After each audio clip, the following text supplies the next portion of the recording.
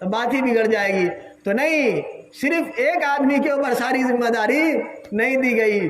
بیویوں کے لیے بھی کیا کیا؟ شوہر کے بہت سارے احسانات بتلائے گئے۔ بیویوں کا کیا حق ہے؟ یہی تو شریعت کا نرالا مزاج ہے، یہی تو شریعت کا کیا ہے؟ نرالا مزاج ہے اسلام کا، کہ وہ معاشرے کے ہر فرد کے اوپر ایک حقوق عائد کرتا ہے۔ وہ جہاں ایک طرف شوہر کو بتلایا کہ تمہیں بیوی کے سلسلے میں یہ ہدایات ہیں، بیوی کے سلسلے میں ان طریقے سے پیش آنا ہے، اسی طریقے سے بیویوں کو بھی بتلایا کہ تمہیں شوہر کے ساتھ کن طریقے سے پیش آنا ہے۔ مثال کے طور پر آپ اس حدیث کو سنیے اور اندازہ لگائیے۔ ایک حدیث میں فرمایا گیا، شوہر کی عظمت کو، اس کے تقدس کو اور اس کی فضیلت کو بتلاتے ہوئے، شوہر کے شان و شوکت اور اس کے رتبے کو بتلانے کے لیے حدیث میں ہمارے نبی صلی اللہ علیہ وسلم نے فرمایا کہ اگر اللہ کے بعد کسی کو سجدہ کرنا جائز ہوتا تو بیوی کو حکم ہوتا کہ کس کو سجدہ کرے؟ شوہر کو سجدہ کرے۔ اگر اللہ کے بعد کسی کو سجدہ کرنے کا حق ہوتا، جائز ہوتا، تو بیویوں کو حکم ہوتا کہ وہ اپنے شوہروں کو سجدہ کرے۔ آپ اندازہ لگائیے کہ اس سے شوہر کی کتنی بڑی عظیم الشان شخصیت کا پتہ لگتا ہے، اور اس کے کتنے بڑے عظمت کا پتہ لگتا ہے، اس کی رسپیکٹ کا اور اس کے آنر کا پتہ لگتا ہے، اور اس کے مقدس ہستی اور گریٹ پرسنالٹی ہونے کا پتہ لگتا ہے، اور گھر کا ذمہ دار اور سربراہ اور سردار ہونے کا پتہ لگتا ہے۔ یہ پتہ لگتا ہے کہ ایک عورت کو اپنے شوہر کے قدموں میں جان نچھاور کر دینی چاہیے اور ہمیشہ اس کی خدمت کرنے کے لیے تیار رہنا چاہیے، تبھی جا کر کے وہ دنیا میں بھی کامیاب ہو سکتی ہے اور آخرت میں بھی وہ عورت کامیاب ہو سکتی ہے۔ اسی طریقے سے ایک اور حدیث میں فرمایا گیا کہ وہ عورت جس سے اس کا شوہر ناراض ہو تو اللہ کی رحمت کے فرشتے اس کی طرف نہیں دیکھتے ہیں۔ پوری رات اگر شوہر ایک رات ناراض ہو جائے تو اس بیوی کی طرف اللہ کی رحمت کے فرشتے نہیں دیکھتے ہیں، بلکہ فرشتے پوری رات اس پر لعنت اور ملامت کرتے ہیں۔ سوچئے شوہر کی ناراضگی مول لینا کتنی غضبناک اور خطرناک اور خطرے والی بات ہے۔ لیکن آج ہمارے معاشرے کے اندر بیویاں اور بیویوں کا حال اپنی شوہروں کے ساتھ کیسا عجیب و غریب ہے کہ بالکل ناک میں دم کر رکھا ہے، مہینوں ہفتوں ان کو تکلیف دے رہے ہیں، لیکن ذرا بھی خیال نہیں ہے۔ آج ذرا سا سوچئے اس حدیث کو لے کر کے، بیویوں کو اپنے شوہروں کے سلسلے میں سوچنا چاہیے کہ ہم اگر انہیں تنگ کرتے ہیں، صرف ایک رات کی بات ہے، ایک دن کی بات ہے کہ مستقل اللہ کے فرشتے ان بیویوں پر لعنت بھیجتے ہیں جن کے شوہر ان سے ناراض ہوں۔ لیکن ناراض ہونے میں بھی مسئلہ ہے کہ دنیاوی چیزوں کے لیے ناراض ہو، دینی چیزوں کے لیے اگر ناراض ہونے میں بھی کیا ہے؟ مسئلہ ہے کہ اگر وہ دینداری کے لیے ناراض ہے تب عورت کے لیے آفت ہے، کسی دین کے مسئلے کو لے کر کے۔ لیکن اگر وہ دنیا کے مسئلے کو لے کر کے ناراض ہیں، کوئی چھوٹی موٹی بات کو لے کر کے ایسی ان کی عادت ہی بن گئی ہے، تو پھر کیا ہے؟ ایک الگ بات ہے۔ استثنائیات، چھوٹے موٹے معاملات سب جگہ رہتے ہیں، اس کی وجہ سے حکم نہیں بنتا ہے۔ تو بہرحال یہ باتیں ہیں کہ اگر ایک طرف جہاں شریعت نے شوہر کے اوپر بہت سارے بیوی کے حقوق رکھے ہیں، تو وہیں بیویوں کے اوپر بھی بہت سارے حقوق رکھے ہیں۔ بیویوں کو چاہیے کہ شوہر کا استقبال ہمیشہ اچھے انداز میں کرے، خاص طور پر جب نئی شادی ہو تو اس میں خوب ان چیزوں کا اہتمام کرنا چاہیے۔ یہ نہیں سوچنا چاہیے آج کل ہمارے جیسے کہ وہ بہت ساری اسلام کی جو خوبیاں ہیں وہ ویسٹرن کلچر والوں نے لے لیا ہے، مغربی تہذیب والوں نے، اور ہم لوگ سوچتے ہیں کہ یہ ہمارا رشتہ ہے، یہ تو ہمارے والد ہیں، یہ تو ہماری والدہ ہے، یہ تو ہمارا بھائی ہے، یہ تو بھائی رہے گا ہی۔ کیا سوچتے ہیں؟ یہ تو ہمارا بھائی رہے گا ہی، یہ ہمارا باپ رہے گا ہی، یہ ہماری ماں رہے گی، یہ ہماری بیوی رہے گی، یہ تو رہے گی۔ تو اس میں نو سوری نو تھینکس کا کیا ایک مسئلہ چلا ہوا ہے۔ کیا چلا ہوا انگریزوں کے یہاں کہ کوئی رشتہ داری میں کوئی سوری ووری نہیں، رشتہ داروں میں کوئی سوری ووری نہیں، اسی طریقے سے کوئی شکریہ وکریہ بھی نہیں۔ یہ حدیث کے بالکل جسٹ اپوزٹ ہے۔ حدیث کا کیا ہے؟ بالکل جسٹ اپوزٹ کلچر انگریزوں نے ایجاد کر دیا۔ یہ بہت غلط بات ہے۔ ان کے یہاں انگریزوں کے یہاں کیا ہوتا ہے؟ ہر چیز میں سوری اور ہر چیز میں تھینکس۔ سوری سے بات شروع اور سوری پر بات ختم، تھینکس سے بات شروع اور تھینکس پر بات ختم۔ یہ اسلام کا طریقہ تھا جو کہ کیا کیا ہے؟ انگریزوں نے لے لیا ہے۔ ہم لوگوں کو بھی کیا کرنا چاہیے؟ جتنے ساری رشتہ داری ہے، چاہے ماں ہو، چاہے باپ ہو، چاہے بہن ہو، بھائی ہو، اور میاں بیوی ہو آپس میں ایک دوسرے سے کیا ہے غلطی ماننے کا بھی جذبہ ہونا چاہیے. اگر مسٹیک ہو گیا تو یہ نہیں کہ یہ رشتہ داری تو رہے گی کیا کہ جھٹ مٹ کا ہم جو ہے تھوڑا سوری بول کر کے اپنی ذات کو گھٹا لیں. نہیں میرے بھائیوں، سوری بولنے سے اگر واقعی آپ کو احساس ہے کہ غلطی ہو گئی ہے تو وہاں پر کیا بول دینا چاہیے؟ غلطی ہو گئی، سوری بول دینا چاہیے. اور اگر آپ کے اوپر ان رشتہ داروں میں سے کسی نے احسان کیا، اچھائی کا معاملہ کیا تو شکریہ بولنا چاہیے. حدیث میں فرمایا گیا من لم یشکر الناس فلا یشکر اللہ، جو لوگوں کا شکریہ ادا نہیں کرتا وہ اللہ کا بھی شکریہ ادا نہیں کرے گا. باتیں تو بہت ساری ہے، وقت بہت زیادہ ہو رہا ہے، بس 5 منٹ کے اندر انشاءاللہ میں اپنی بات مکمل کر رہا ہوں کہ ہم لوگوں کو جو ہے میاں بیوی کے حوالے سے بات آ گئی کہ بیویوں کے اوپر جو جو حقوق ہے، اسی طریقے سے شوہروں کے اوپر جو حقوق ہے سب آ گئے. اب شادی کے بعد جو اولاد کا مسئلہ ہوتا ہے تو ایک انسان کی سب سے بڑی خواہش میاں بیوی کی یہ ہوتی ہے کہ اس کو اولاد ہو جائے. سب سے بڑی خواہش میاں بیوی کی کیا ہوتی ہے؟ اس کو اولاد ہو جائے. اسی لیے حضرت زکریہ علیہ السلام بڑھاپے کی عمر میں اولاد کے لیے دعا کر رہے ہیں. حضرت ابراہیم علیہ السلام بڑھاپے کی عمر میں اولاد کے لیے دعا کر رہے ہیں 90 سال کی عمر میں کہ اے رب کریم مجھے ایک نیک اور رب حبلی من الصالحین، نیک اور صالح اولاد عطا کیجیے. تو اولاد کی جو خواہش انسان کی میاں بیوی کی بالکل دیرینہ خواہش اور بالکل دلی خواہش ہوتی ہے. اس کے لیے ہزاروں قربانیاں دیتے ہیں، لیکن یہ بہت زیادہ اہم نہیں ہے کہ اولاد ہو جائے، بلکہ یہ بہت زیادہ اہم ہے کہ اولاد نیک کیسے بنے. کیا ہے؟ کیا زیادہ اہم ہے؟ موسٹ امپورٹنٹ کیا ہے کہ ہماری اولاد نیک کیسے بنے، یہ زیادہ موسٹ امپورٹنٹ.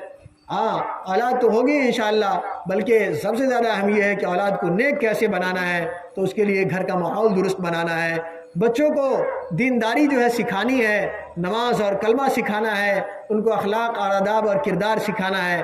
تب جا کر کے ہمارا معاشرہ اور ہماری اولاد اور ہماری آگے آنے والی جو نسل ہے، نیو جنریشن ہے، انشاءاللہ وہ کیا ہوگی؟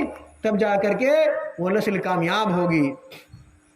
حضرت بایزید بسطامی رحمۃ اللہ علیہ کا میں آپ کو واقعہ سناتا ہوں. یہ اللہ تعالیٰ کے بہت بڑے ولی گزرے ہیں.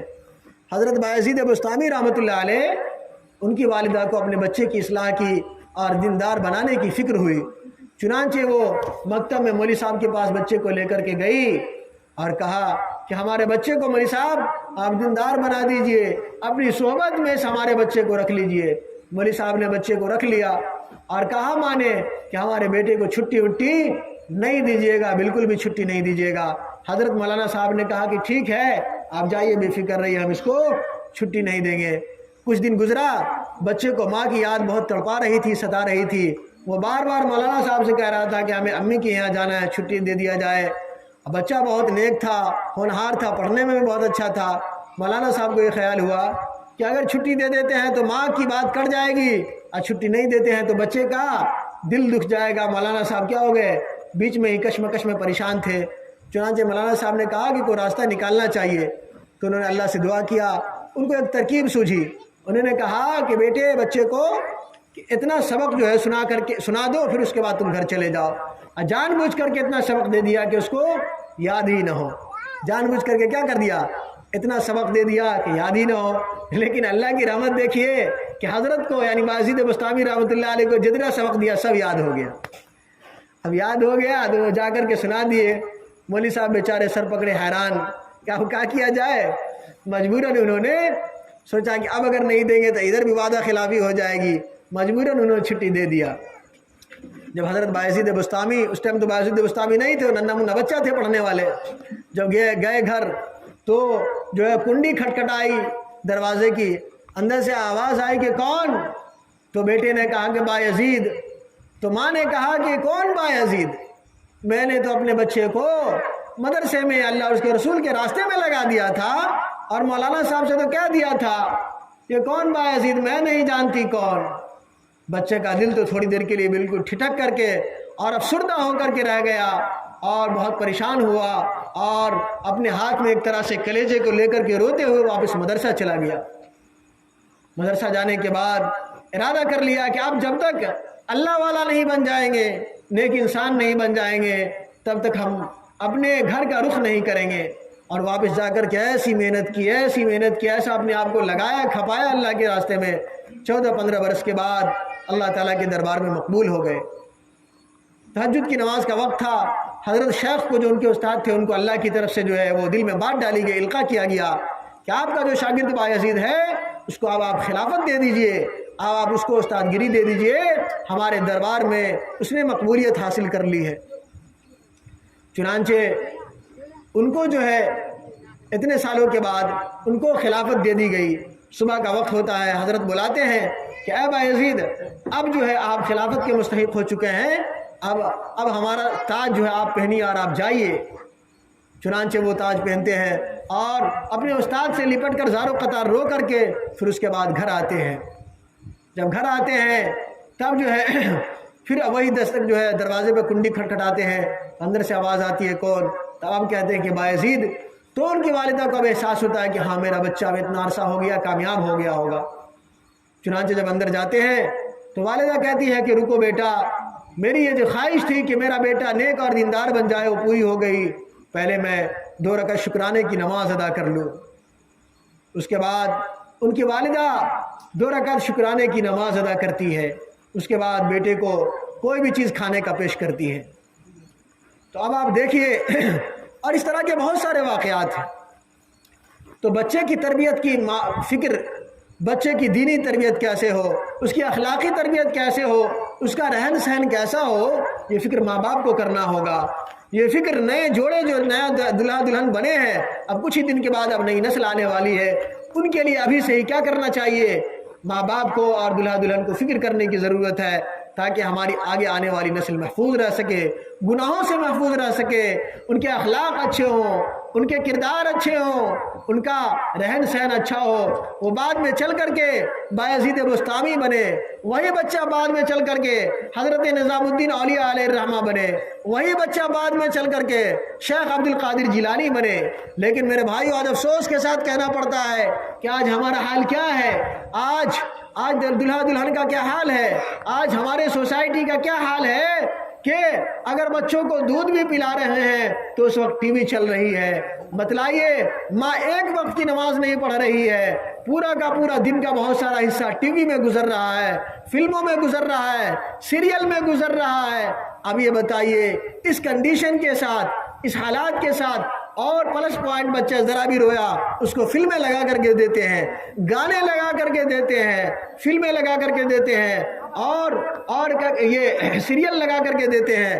ایسی حالت کے ساتھ، اس کیفیت کے ساتھ اگر یہ امید رکھتے ہیں کہ ہمارا بچہ نظام الدین اولیاء علیہ الرحمہ بنے گا، ہمارا بچہ بایزید بستامی بنے گا، ہمارا بچہ شیخ عبد القادر جیلانی بنے گا، تو میرے بھائیو ای خیالستو محالستو جنو والی بات ہوگی کہ ہم کام کیا کر رہے ہیں، الٹے کر رہے ہیں، لیکن ہم نے امید اللہ تبارک و تعالیٰ سے کچھ اور لگا رکھی ہے۔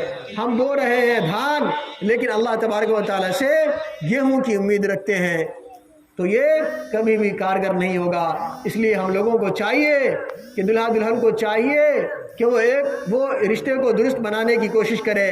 اللہ ہم نے جو حدیث میں جو بتلایا ابھی کہ شوہروں کے جو حقوق ہے اس پر پوری طریقے سے توجہ دے، اور بیویوں کے اوپر جو حقوق بتلائے ہیں، بیویوں کو چاہیے کہ وہ شوہروں کے ساتھ ان حقوق کی رعایت کرے، اور ماں باپ کو چاہیے کہ اپنی نسل کے لیے دین کا صحیح انتظام کرے، اپنے گھر کے اندر دیندارانہ ماحول قائم کرے۔ اسی بات پر میں اپنی بات کو ختم کرتا ہوں۔ وآخر دعوانا الحمدللہ۔